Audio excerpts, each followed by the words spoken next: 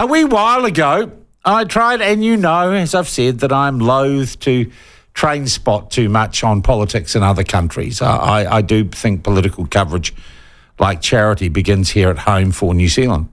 But a wee while back, we had, well, an expert, gosh, that's a dangerous name these days, to talk about what is happening in American politics.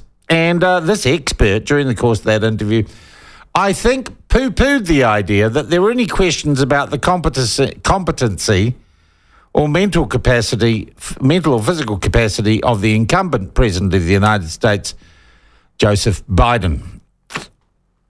A debate last Friday would seem to raise new questions, and I thought it would, and many of you actually said to me, get Stephen Hoadley back on and ask him what he thinks now. So that's exactly what we have done. We've responded to your request.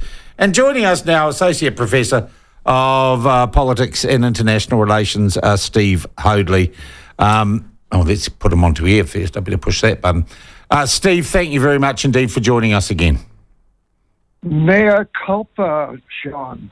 You put your finger right on a little, shall we say, I went too far out on a limb, and it's now broken off.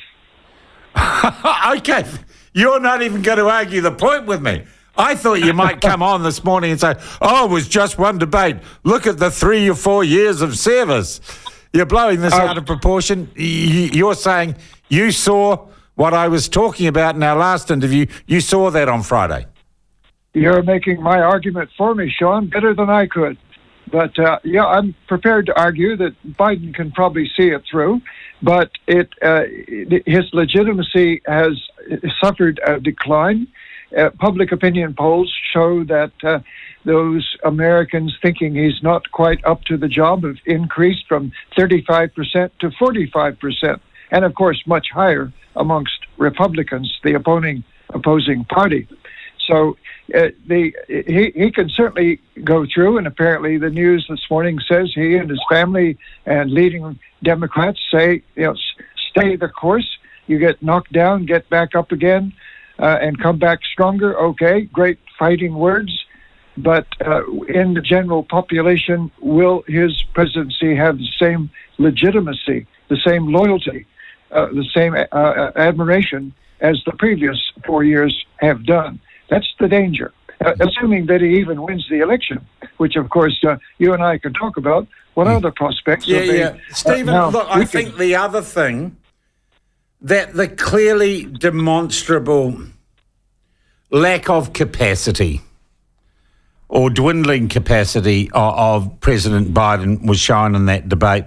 But it also raises questions about a mainstream media that refused to acknowledge that reality, and if you like, the left of the political spectrum and most of the legacy media who wouldn't acknowledge that the falls and the staring off into the distance and the wandering off was indicative of a cognitive decline.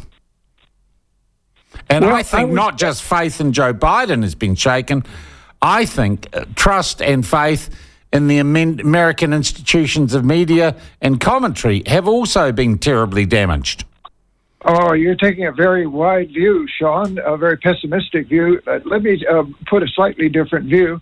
Most of the president's work is in a conference room with trusted advisors of very high quality and very bright, very well informed, who can carry out the policies. He's sitting down. He can speak slowly.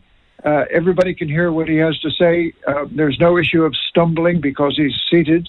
His mind is still clear. Oh, don't tell me that a vegetable could do the job, Stephen, because that's where you're going with this.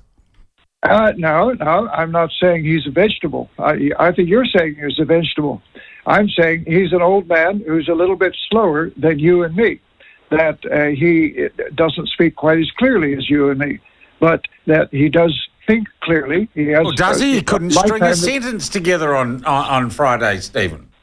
Look, standing up in media with a cold in that kind of situation is Are you seriously trying to spin the cold thing? Yeah. I'm going to spin it in Joe Biden's favor, even though I was shaken by the interview. But look, an interview is not the presidency. The interview is an artificial situation in a media studio with very restrictive rules that don't apply to the day-to-day work of actually being president and making decisions, and that we're judging him on one small aspect of his job and ignoring all the other aspects of his job that he's, I believe, performing reasonably well. Do you think he's in control of his bladder and his bodily functions? This doesn't matter. Doesn't matter, Sean. Okay, so you are quite literally telling me, Stephen, you are quite happy to have an incontinent president. Yes, absolutely. As long as his mind is clear, as long as his values are good, his policies are sound, he's got a good team around him who will carry out the policies or even suggest good policies, then he doesn't matter how often he goes to the toilet or how often he pauses to collect his he doesn't thoughts. bother going to the toilet. It looks like he just squats and does it in his nappies. No, you want a media interviewer. You want him to be sharp and entertaining for your program. I want the guy who's got his the president finger on the trigger of the biggest nuclear arsenal in the world not to be doolally, Stephen. Exactly the point, Sean. He's got military people, he's got civilian people, he's got his own good judgment. He's elected as the president, Stephen. That's democracy. Yeah, but he's got a lot of safety locks along the way before he pushes any nuclear buttons. And that's all part of the institutions of the government that you think are weakened. I don't think they are. Sure, Joe Biden is not a media personality. He's not running marathons any longer like Jack Kennedy. But the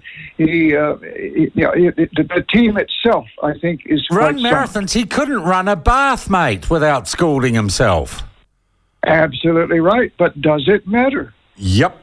I'm thinking the voting, the American public, and indeed world opinion thinks it matters. Yeah, that's where you're right, Sean. This is where the average voter who doesn't really think about what we're talking about today, about what happens in the conference rooms of the presidency and all the interlocking bureaucracies and decision-making that takes place hour by hour in the White House, people don't think about that.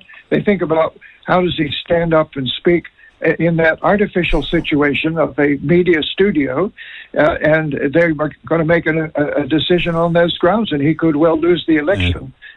For that reason. Yeah, it runs both ways, though, too, then, Steve. And if it's okay to have an incontinent, senile, brain-dead octogenarian as the president because the institutions hold it all together in the administration, it must be okay, then, to have a fraudulent, rapist, misogynist, sociopath as president, too, because all the same decent people will be around Trump, right?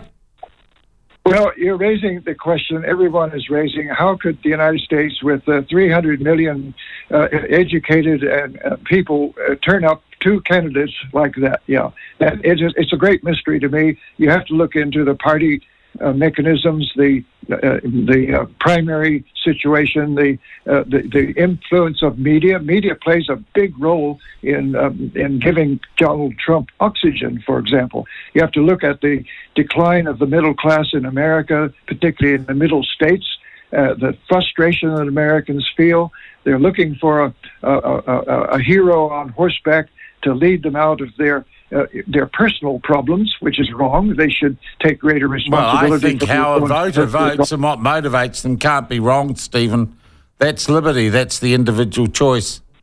Yes, and indeed. I don't know that it's our job to sit there and tell people they're wrong in the way they vote.